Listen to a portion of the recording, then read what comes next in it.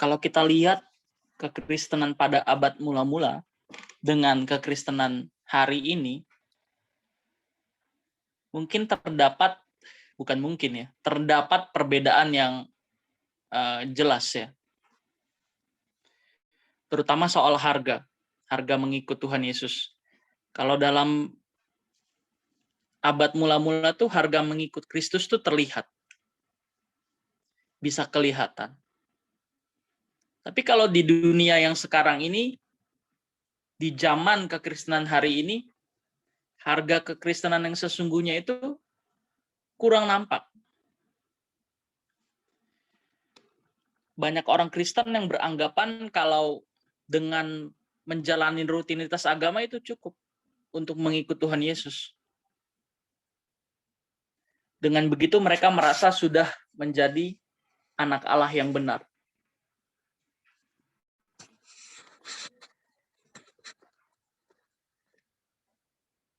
Kalau boleh jujur, masih banyak orang Kristen yang belum memahami kekristenan mereka dengan benar. Dan mereka belum pantas disebut sebagai orang Kristen. Kekristenan yang hanya dijalani sekedar rutinitas beragama.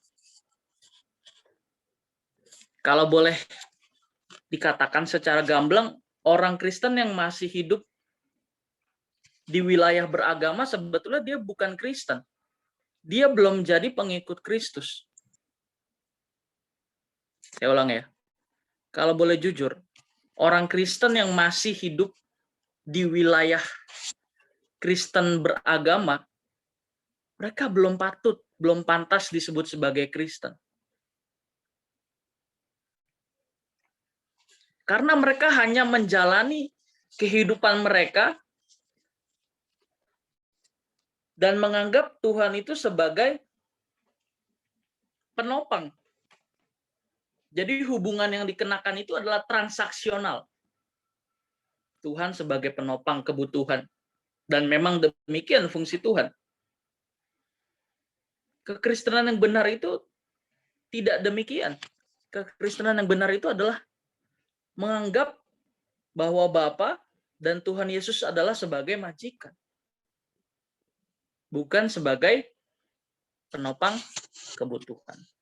Tapi bagaimana terkait dengan providensia Allah? Allah itu memelihara, Allah itu menjaga. Gimana tuh menempatkannya tuh, providensia Allah tuh?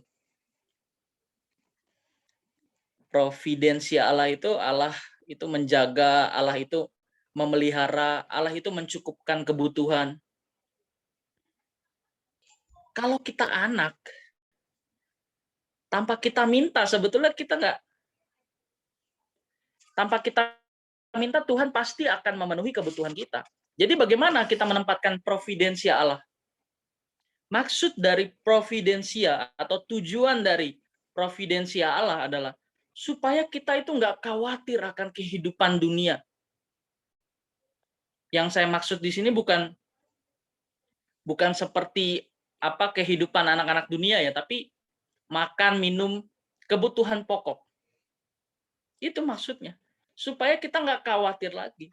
Maka Paulus bilang kan, asal ada makanan dan pakaian saja, cukuplah itu. Nah, maka untuk membedah persoalan mengenai kekristenan dan memahami kekristenan dengan benar, kita harus merunut kata Kristen. Kita pernah bahas ya tentang kekristenan, etimologi dari kekristenan. Kristen sebetulnya adalah sebutan yang ditujukan bagi orang-orang yang mengikut Tuhan Yesus pada awal masa berdirinya gereja di abad pertama. Nah, sebutan ini pertama kali muncul di Antioquia ya. Kisah Rasul 11 ayat 26. Ditujukan bagi murid-murid atau dikenakan pada murid-murid yang belajar Injil yang diajarkan oleh Barnabas dan Paulus. Kita buka dulu deh. Kisah Rasul 11 ayat 26.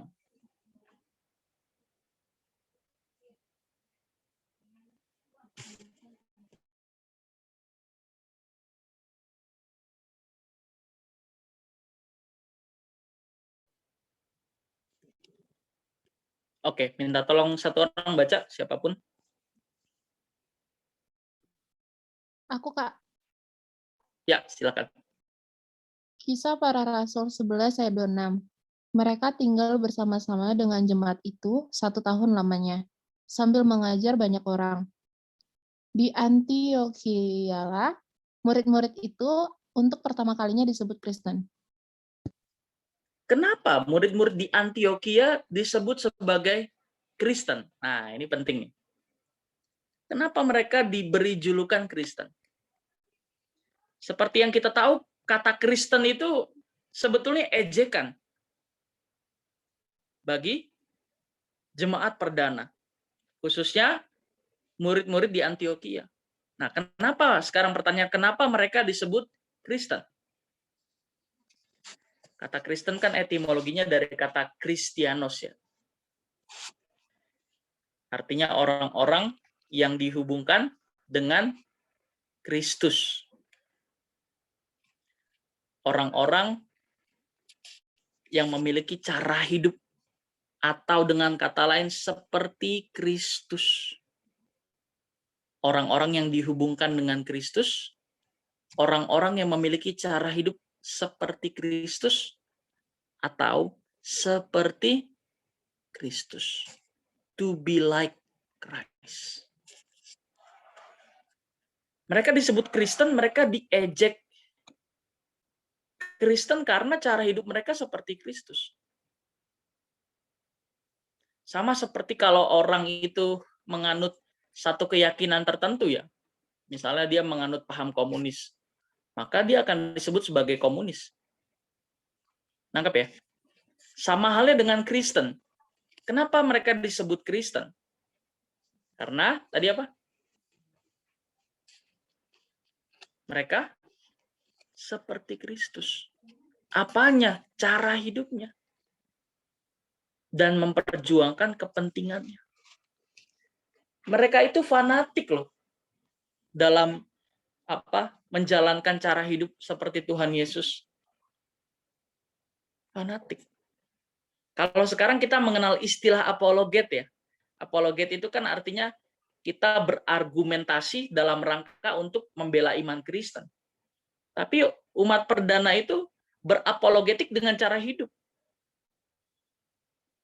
Mereka berargumentasi dengan cara hidup.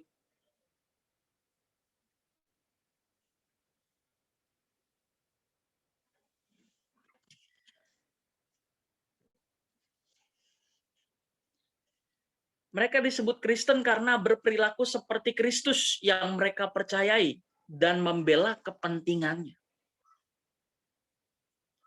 Orang percaya pada waktu itu belajar Injil yang murni, sampai hidup mereka sesuai dengan Injil yang mereka terima.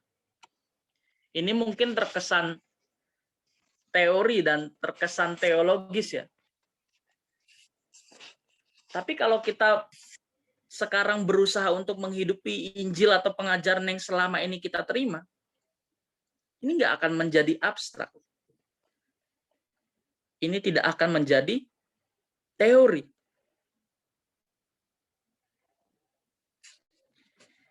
Injil tersebut memuat ajaran Tuhan Yesus yang mereka kenakan dan kehidupan Kristus yang mereka teladani, sehingga mereka menjadi serupa dengan Tuhan Yesus Kristus. Serupa dengan Tuhan Yesus apa artinya? Serupa dengan Tuhan Yesus berarti menemukan dan mengenakan pribadi, watak, karakter, atau kepribadian anak Allah.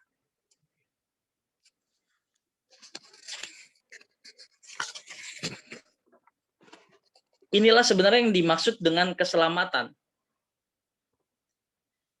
yaitu agar manusia dikembalikan ke rancangan Allah semula, yaitu manusia yang segambar dengan dirinya dan yang hidup sepenuhnya bagi Dia. Memang demikianlah kodrat kita sebagai manusia, yaitu manusia diciptakan hanya untuk melayani keinginan, kehendak, dan rencana penciptanya. Makanya kata teleos sempurna artinya kan berfungsi sesuai dengan fungsinya. Bertindak tepat.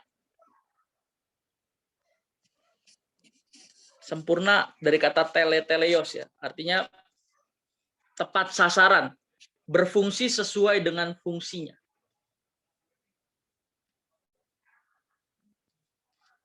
Makanya kalau kita belajar tentang hierarki kebutuhan Maslow ya, ini saya harus singgung nih.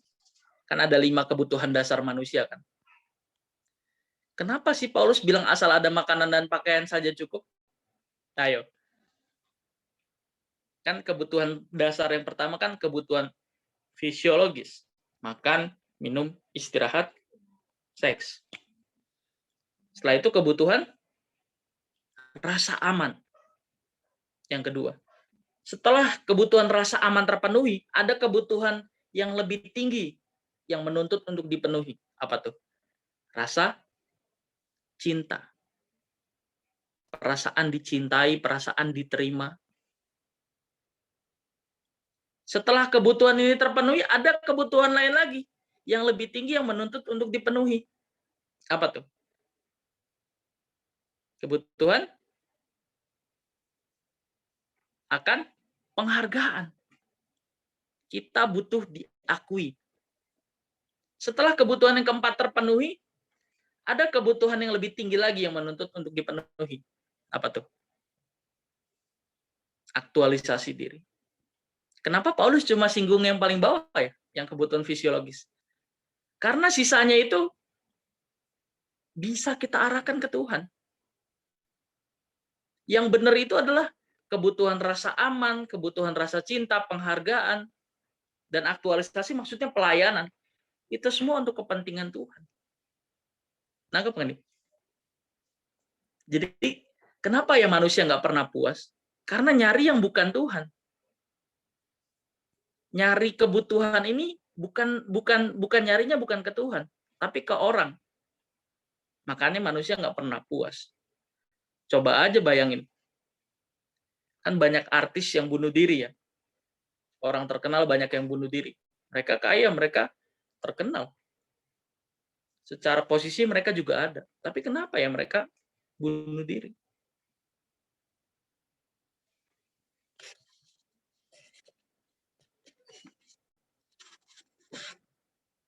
Kalau manusia menemukan siapa dirinya di dalam Tuhan,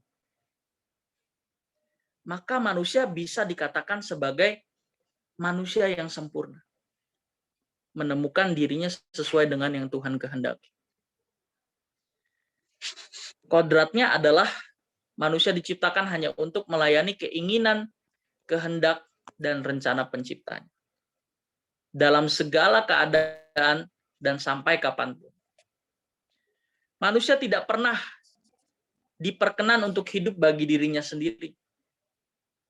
Tidak bersedia menerima realitas atau kenyataan ini, berarti tidak bisa menjadi makhluk ciptaan dan pantas dibinasakan. Ini harga mati. Nah, masalahnya kita nggak bisa merasakan kehausan ini kalau kita mencari kehausan, kita mengisi kehausan kita dengan keinginan kita. Orang yang candu sama firman Tuhan, itu akan senang kalau dia dapat pengertian baru.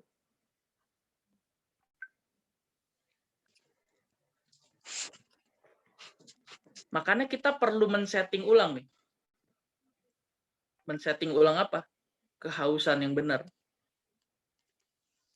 Kalau tadi sempat kita bahas ya, orang yang mencari kepuasan atau kebutuhannya ke orang, itu nggak akan pernah puas. Pada saat kebutuhan kedua terpenuhi, muncul yang ketiga untuk dipenuhi. Yang menuntut untuk dipenuhi. Ketiga udah terpenuhi, menuntut lagi untuk dipenuhi. Ini nggak habis-habis sebetulnya. Sampai orang itu menemukan Tuhan. Sampai orang itu menemukan Tuhan.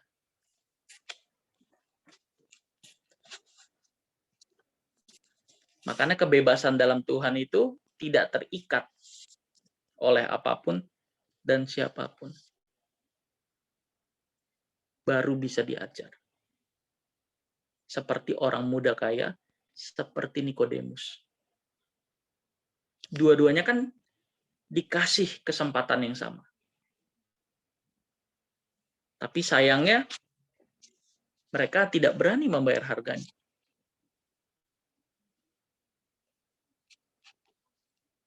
Ketika seseorang percaya kepada Tuhan Yesus, maka ia harus mulai memasuki proses penyempurnaan karakter agar serupa dengan Tuhan Yesus dan hidup bagi kepentingan.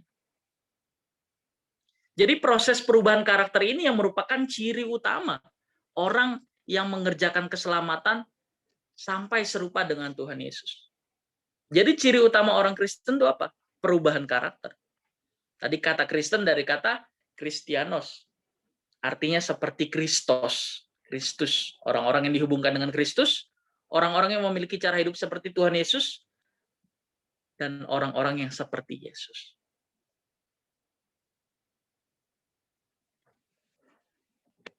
Makanya Tuhan Yesus bilang kan, makananku ialah melakukan kehendak Dia dan menyelesaikan pekerjaannya. Waduh, orang nggak bakal bisa ngerti sampai tahap ini kalau pengertiannya belum dirubah.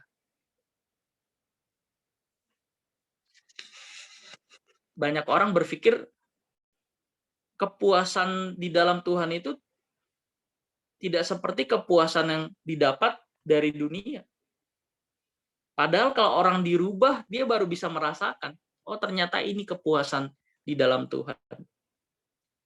Sampai Paulus tuh bilang, pengenalanku akan Kristus lebih berharga dibanding apapun. Segala sesuatu kuanggap sampah. Ini kan bukan apa ya? Bukan pernyataan ngasal gitu. Bukan pernyataan ngasal. Paulus tuh ekstrim loh sama agama Yahudinya loh. Sampai ketemu Tuhan Yesus dia berani mengosongkan keyahudiannya. Ini kan artinya Paulus memang orangnya tulus nyari kebenaran.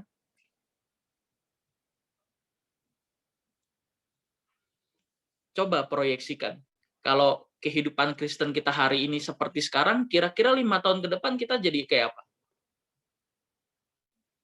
Atau 10 tahun ke depan kita jadi seperti apa?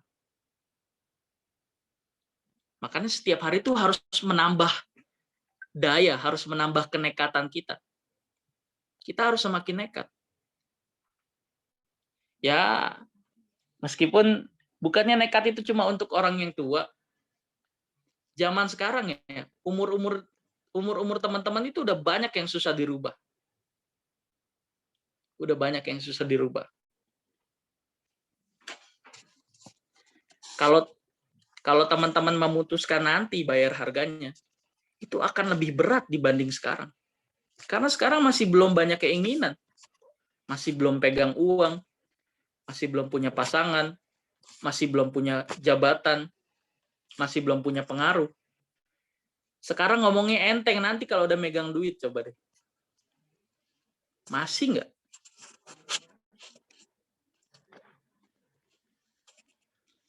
Balik lagi, ciri orang Kristen itu adalah mengalami perubahan karakter. Kalau orang Kristen nggak mengalami perubahan karakter, bisa dipastikan dia belum pantas disebut sebagai Kristen. Kan Kristen seperti Kristus. Makanya tadi di awal pendahuluan, harga kekristenan pada zaman murid perdana tuh kelihatan. Kalau sekarang nggak kelihatan. Jadi sebenarnya lebih susah kita sekarang. Apalagi hidup di tengah-tengah dunia yang membuat kita kehilangan fokus.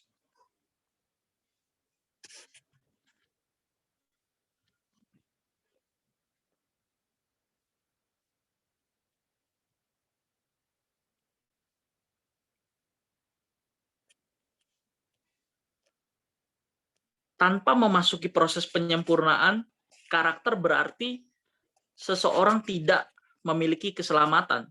Walau ia seorang Kristen dari kecil, walau dia seorang aktivis gereja, bahkan seorang rohaniwan. Proses mengalami perubahan karakter adalah ciri utama orang Kristen yang mengerjakan keselamatan sampai serupa dengan Kristus. Ciri ini tidak bisa digantikan dengan apapun. Jadi harus ditegaskan bahwa orang Kristen yang tidak memiliki ciri ini berarti ia gagal menjadi manusia yang diselamatkan. Mereka tidak pantas menyandang sebutan sebagai Kristen. Kalau kita masih ada di wilayah beragama, kita belum bisa disebut Kristen. Kita baru beragama Kristen, tapi belum bisa disebut sebagai orang Kristen. Wah, buat yang baru mungkin bingung ya. Jadi Kristen itu agama apa bukan? Secara esensi Kristen bukan agama. Secara sosiologis masyarakat, dalam kehidupan bermasyarakat, dalam hubungannya dengan masyarakat, Kristen disebut agama secara sosiologis. Tapi secara esensial kekristenan bukan agama, tapi jalan hidup. Jalan hidup yang mencari maunya Bapa dan melakukannya. Esensial itu inti dari kekristenan yang benar. Inti dari kekristenan yang benar.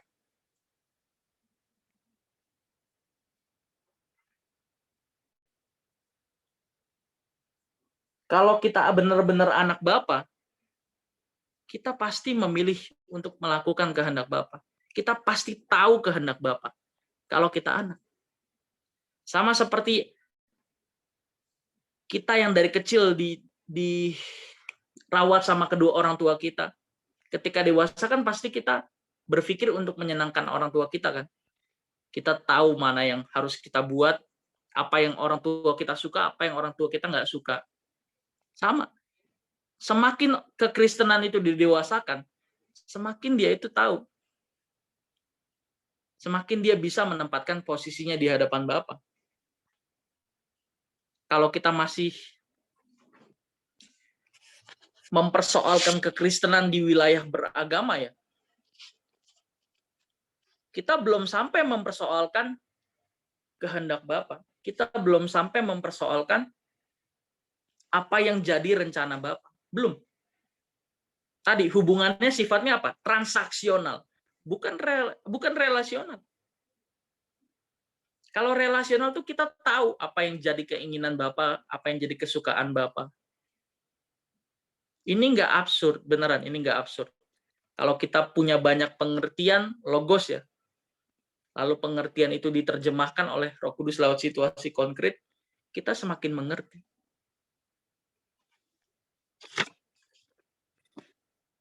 Oleh sebab itu hendaknya seseorang tidak merasa sudah menjadi Kristen kalau hanya mengaku percaya dan pergi ke gereja.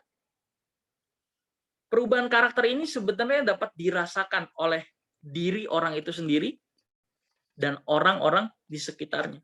Dari perubahan sederhana atau yang kecil sampai yang sangat radikal dan tajam.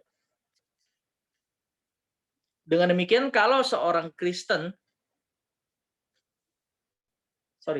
Dengan demikian, kalau seseorang menjadi Kristen, berarti ia sedang menceburkan diri pada persoalan hidup yang lebih rumit. Kerumitannya bukan terletak pada berat dan sulitnya mengenakan Kerumitannya, saya salah baca tadi. Kerumitannya terletak pada berat dan sulitnya mengenakan cara berpikir dan gaya hidup yang sangat berbeda dengan anak-anak dunia atau manusia pada umumnya. Hal ini disebabkan karena sebelum mengenal kebenaran Injil, ia sudah terbiasa hidup dengan cara hidup seperti anak-anak dunia atau manusia di sekitarnya. Konformisme. Supaya kita diterima, kita menyesuaikan dengan mereka. Nah, kewajaran hidup ini sebetulnya yang membuat harga kekristenan itu tidak terlihat.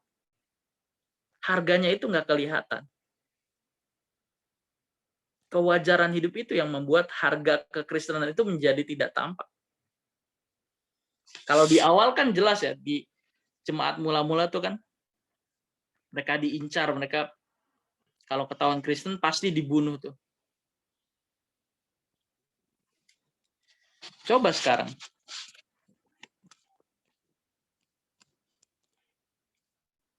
Maka salah satu tanda orang Kristen yang kualitasnya masih rendah adalah menjadikan Tuhan sekedar penopang untuk pemenuhan kebutuhan jasmani.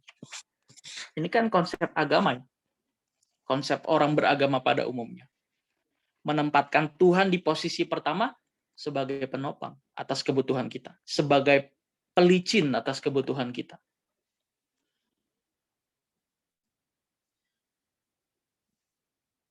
Hampir semua manusia menjalani hari hidupnya hanya untuk memiliki sebuah cara hidup seperti manusia di sekitarnya, atau yang telah diwarisi dari orang tua. Sebuah cara hidup yang jauh dari standar yang Tuhan inginkan. Standar hidup yang dimiliki biasanya adalah pergi sekolah, kuliah untuk menjadi manusia yang berpendidikan dan bergelar, mencari nafkah untuk memiliki berbagai fasilitas, menemukan pasangan hidup, memiliki keturunan, membesarkan anak, mencari menantu, menjaga cucu, dan lain sebagainya. Jadi banyak orang yang menjalani hari hidup hanya untuk sebuah standar hidup manusia pada umumnya. Inilah cara hidup yang dikatakan oleh Alkitab sebagai cara hidup yang diwariskan oleh nenek moyang. Yang sebetulnya nggak ada bedanya sama hewan. Siklus kehidupan hewan itu kan gitu kan. Kawin, melahirkan, bertahan hidup. Kawin, melahirkan, bertahan hidup. Nggak punya tujuan. Kalau mati juga kan kesadarannya kan nggak ada kan ya. Mereka nggak punya kesadaran hewan itu. Mereka tidak dituntut. Tapi celakalah manusia yang memiliki kehidupan seperti yang diwariskan oleh nenek moyang. Seperti siklus kehidupan hewan pada umumnya.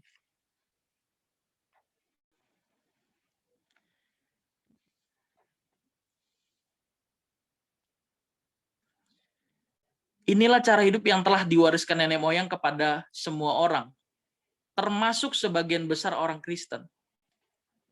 Cara hidup standar tersebut diperjuangkan mati-matian tanpa batas, karena mereka berpikir itulah satu-satunya hidup yang mereka miliki. Celaka.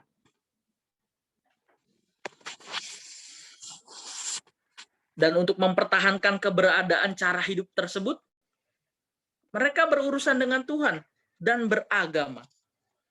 Tuhan dijadikan sebagai andalan untuk meraih standar hidup mereka.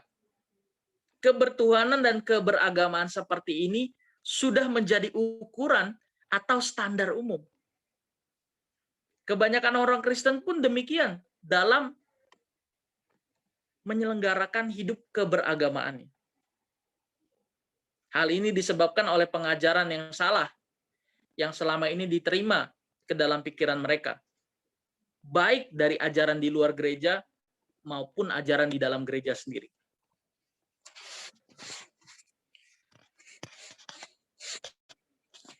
Makanya kalau kita dikasih kesempatan Tuhan untuk mendengar kebenaran firman seperti yang kita dengar di komunitas ini, harusnya kita semakin memiliki kehidupan yang lebih daripada orang-orang yang beragama. Harusnya. Kalau lagi bahas kayak begini kan kita kita kuat ya. Kalau lagi bahas gini kita bersemangat. Tapi nanti setelah ibadah itu sebetulnya perjuangan kita yang sebenarnya. Kalau lagi ibadah kita serius. Kita semangat. Tapi nanti setelah ibadah, setelah selesai firman, maksudnya dalam kehidupan kita sehari-hari, kita lemes lagi. Makanya belajar firman itu nggak cukup cuma dengar seminggu sekali. Harus punya belajar firman secara pribadi. Secara pribadi dan kelompok. Kalau nggak bisa.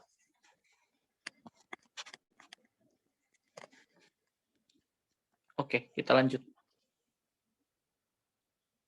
Salah satu tanda orang Kristen yang kualitasnya masih rendah ini adalah menjadikan Tuhan sekedar penopang untuk pemenuhan kebutuhan jasmani. Memang mereka rajin ke gereja dan berdoa.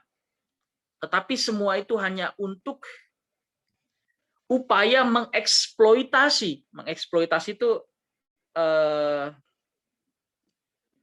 menyalahgunakan. Saya ulang kalimatnya. Memang mereka rajin ke gereja dan berdoa. Tetapi semua itu hanya sebagai upaya untuk mengeksploitasi Tuhan yang dijadikan sebagai alat pemenuhan kebutuhan jasmani. Padahal mereka tidak bertuhan dengan benar dan menjadikan Tuhan bagi diri mereka sendiri. Dalam banyak agama pada umumnya, memang berurusan dengan Tuhan dimaksudkan agar memperoleh pertolongan dari segala persoalan, baik masalah ekonomi, masalah kesehatan, dan segala pemenuhan kebutuhan jasmani lainnya. Oleh karenanya terjadi manipulasi dan eksploitasi terhadap Tuhan. Antara Allah dan umat sering diikat oleh asas manfaat. Sebagai barternya, umat menyembah dan memuji Tuhan dalam upacara agama atau seremonial, yang dalam kekristenan disebut sebagai misa atau liturgi kebaktian. Hal ini dianggap sah-sah saja. Mereka mengajarkan bahwa memang demikianlah fungsi Tuhan. Berbeda dengan kekristenan yang sejati, yang menempatkan Tuhan sebagai majikan, sehingga umat memang diciptakan hanya untuk penciptanya. Prinsipnya adalah Tuhan bukan untukku, tetapi aku ada untuk Tuhan. Kalau agama masih membuka ruang, masih membuka celah bagi orang untuk menikmati dunia, kekristenan itu tidak membuka peluang itu sama sekali. Kekristenan yang benar ya, kekristenan yang benar.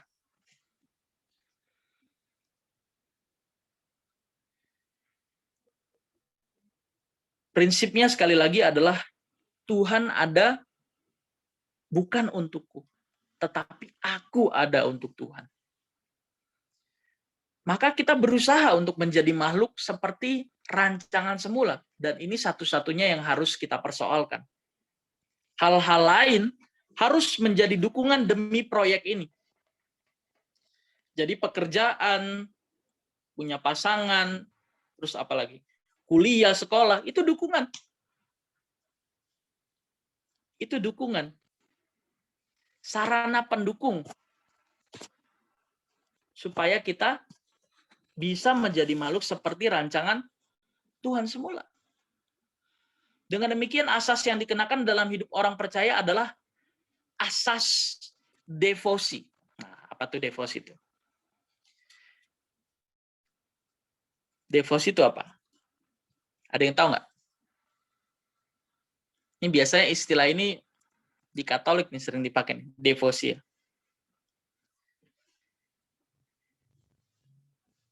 Saya ulang, dengan demikian asas yang dikenakan dalam hidup orang percaya adalah asas devosi. Devosi itu apa? Devosi itu merupakan penyerahan segenap hidup sebagai ekspresi sikap hormat dan tunduk dengan kerelaan dan sukacita kepada Tuhan. Ulang ya. Devosi adalah penyerahan segenap hidup sebagai ekspresi sikap hormat dan tunduk dengan kerelaan dan sukacita kepada Tuhan.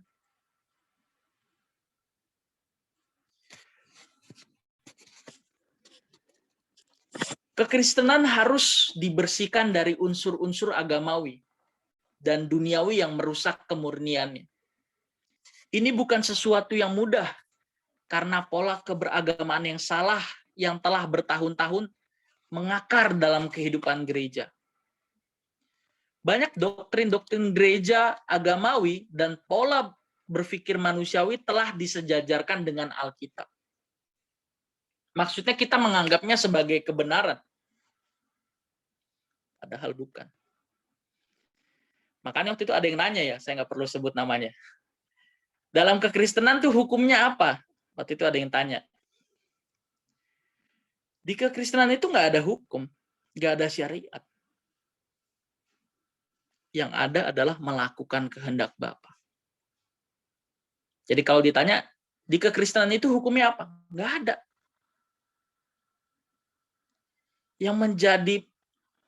Yang menjadi patokan kita, patokan keberkenanan kita adalah melakukan kehendak Bapa.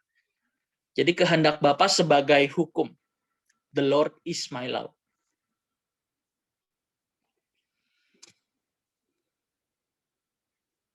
Atau misalnya pola pikir manusia yang telah disejajarkan dengan Alkitab. Maksudnya dianggap sebagai kebenaran. Misalnya apa? Kalau agama kan jelas. Hukum. Syariat.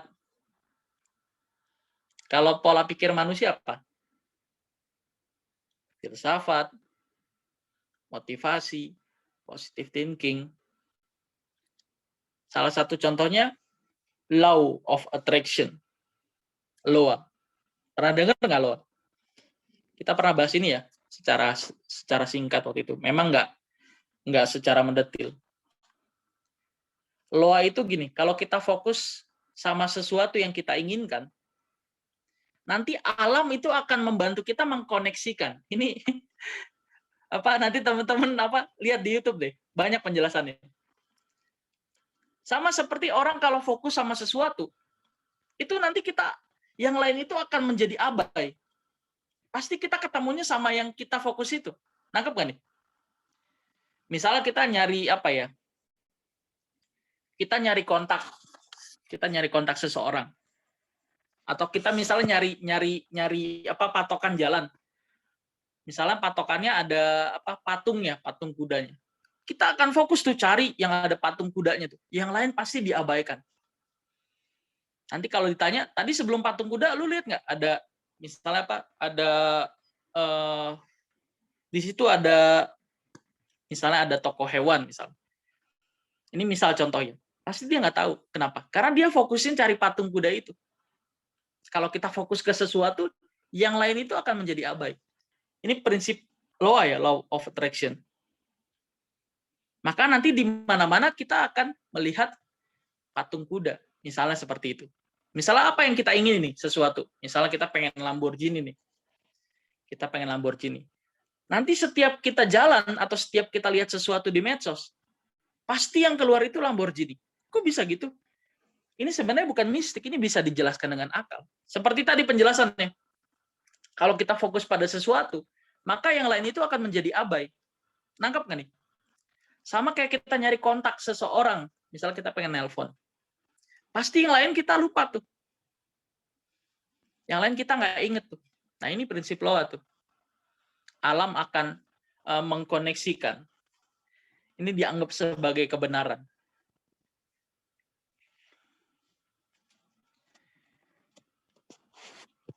Atau misalnya resolusi.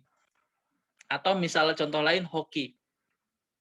Atau misalnya contoh lain ramalan. Banyak sekali contohnya. Orang lebih percaya sama yang begitu-begituan. Orang lebih percaya sama teori konspirasi.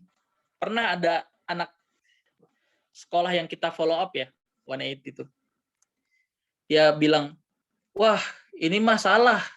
Saya nggak perlu sebut ajarannya ya. Harusnya begini nih, soalnya ada teori konspirasi yang ngomong begini. Terus saya bilang ke dia, kamu lebih percaya teori konspirasi daripada kebenaran Alkitab. Langsung diem dia.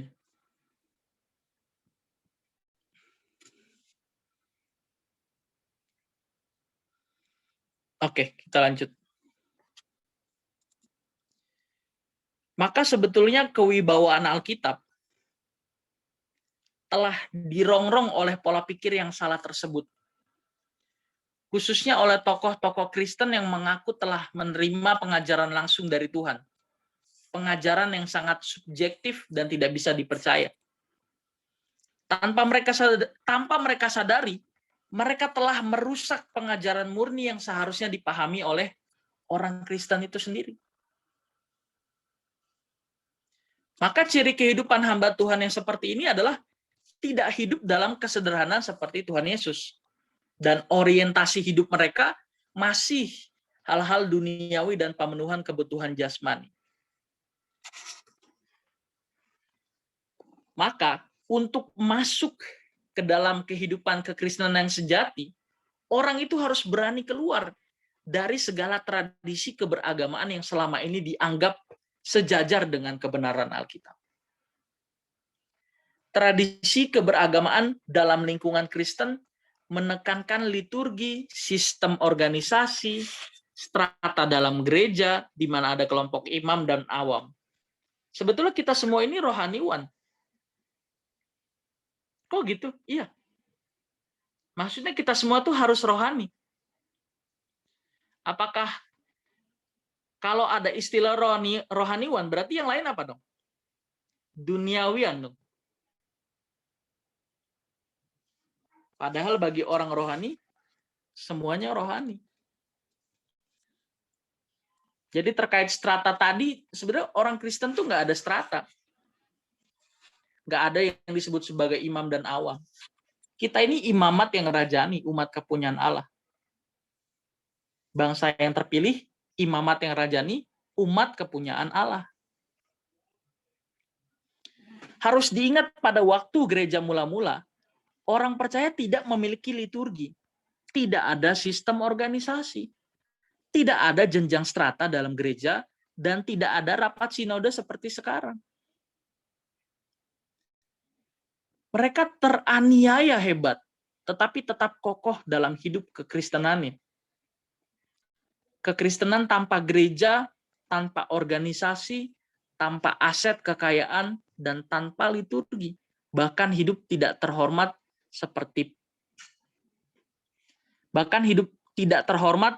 dan diperlakukan seperti penjahat. Tetapi mereka justru lebih konsekuen mengenakan kebenaran yang diajarkan oleh Tuhan Yesus dan bertingkah laku seperti Tuhan Yesus.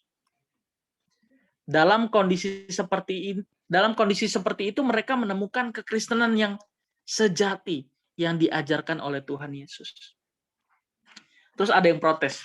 Dulu kan memang terkondisi seperti itu. Kalau kita kan memang nggak terkondisi seperti itu. Makanya tadi saya bilang lebih susah. Kalau dulu mereka terkondisi, mereka diincar, mereka dianiaya, bahkan dibunuh. Kalau sekarang kita harus menggunakan tangan kita sendiri untuk menyembelih diri kita sendiri. Dengan begitu kita baru bisa disebut sebagai Kristen. Sampai sini ada yang mau tanya?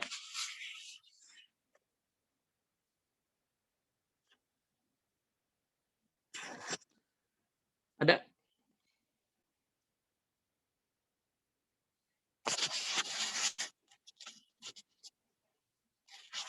Oke, kalau nggak ada dikit lagi nih. Satu paragraf lagi nih.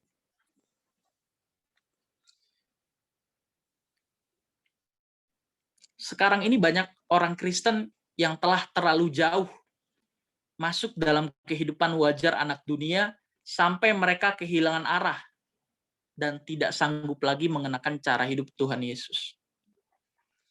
Banyak orang Kristen tidak memiliki integritas sebagai anak-anak Allah yang benar, yang mengenakan kehidupan Tuhan Yesus. Inilah yang disebut sebagai kompromi atau konformisme, menyesuaikan dengan cara hidup anak dunia supaya bisa diterima. Maka mereka tidak pantas disebut sebagai Kristen. Betapa jahatnya kalau ada gereja melalui pembicaranya dengan mudah melegalkan mereka sebagai orang-orang Kristen yang termaterai sebagai anak Allah yang pasti masuk surga. Kita semua berharga di mata Tuhan. Kita semua anak Allah. Betul anak Allah, tapi belum sah. Kita masih notos, kita belum huyos. Kita berharga di mata Tuhan. Mau dibentuk nggak? Kalau nggak mau dibentuk, kita nggak berharga.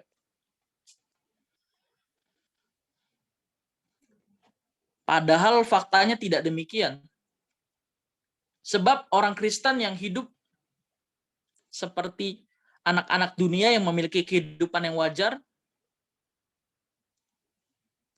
mereka adalah orang-orang yang tidak tahu kehendak Bapa dan sudah pasti tidak melakukan kehendaknya.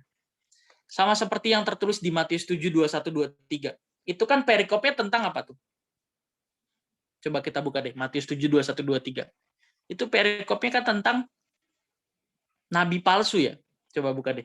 Matius 7, 21, 23.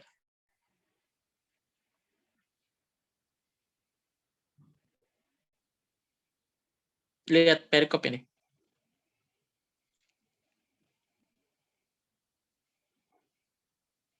Matius 7, 21, 23. Matius 7, 21, 23.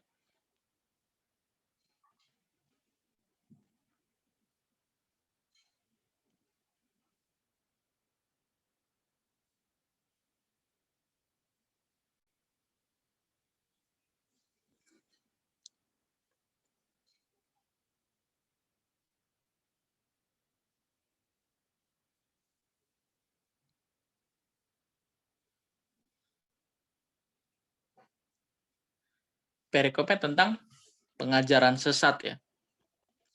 Atau nabi palsu di situ. Kenapa? Kalau kita baca di ayat 21 sampai 23, mereka merasa bahwa ketika mereka memiliki karunia dan mereka berbuat sesuatu dengan karunia tersebut, mereka sudah dinyatakan sebagai orang-orang yang berkenan. Padahal di ayat 21-nya dibilang apa tuh? Bukan setiap orang yang berseru kepadaku, Tuhan, Tuhan akan masuk ke dalam kerajaan surga. Melainkan dia yang melakukan kehendak Bapakku yang di surga. Ini ciri orang Kristen sebetulnya. Yang pertama tadi apa? Mengalami perubahan karakter. Yang kedua adalah melakukan kehendak Bapa. Ciri orang Kristen yang benar tuh dua ini. Satu, mengalami perubahan karakter. Yang kedua, melakukan kehendak Bapa. Standar melakukan kehendak Bapa adalah kehidupan Tuhan Yesus. Maka inilah yang seharusnya jadi standar hidup kita. Oke, cukup ayatnya.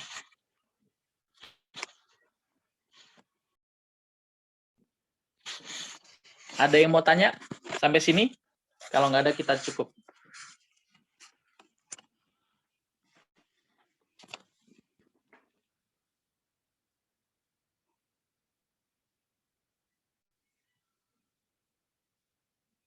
Tidak ada?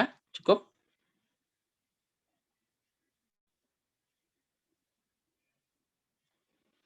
Oke, kalau nggak ada, amin. Kita nyanyi ya.